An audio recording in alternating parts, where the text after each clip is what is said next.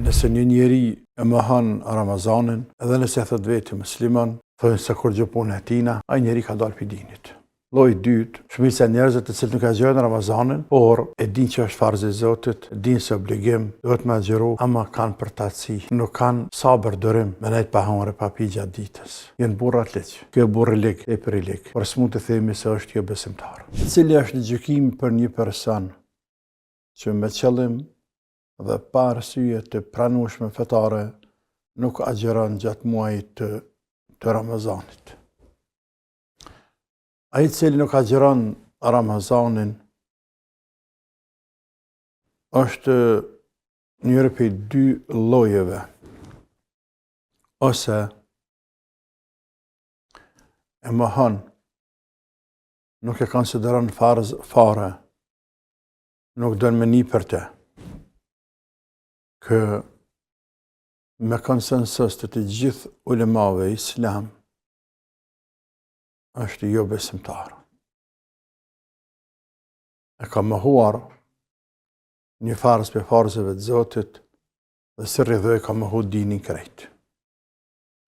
Për pas e që ke ndodhë shumë rrallë, nëse personi tillë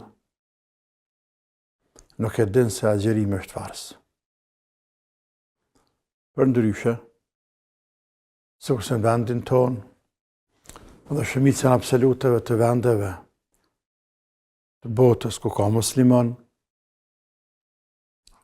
nëse një njeri e mohon Ramazanin, edhe nëse thot vetë musliman, nuk don me dëgju për Ramazan, si që është rasti për shumë djemë tonë, fatkeqësisht, ande dhe këndej kufirit, me një ideologji të quajmë ateiste, apo gjësëm ateiste, me një bindje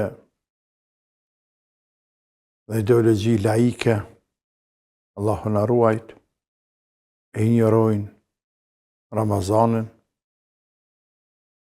thënë se kur gjë punë e tina, ai njeri ka dalë pi dinit.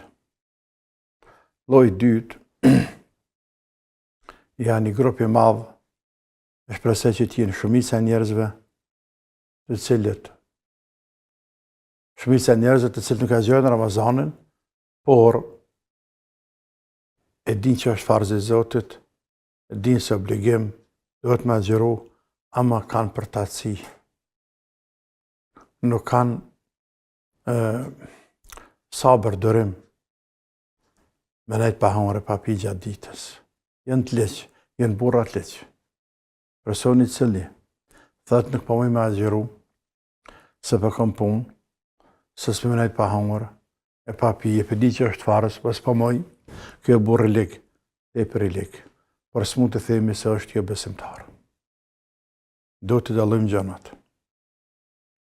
Do të punë t'i kanë keq, s'ka ishmerisht, por prap dallim mes tyre, sepse ai që e besimtar, ai është për gjithmonë.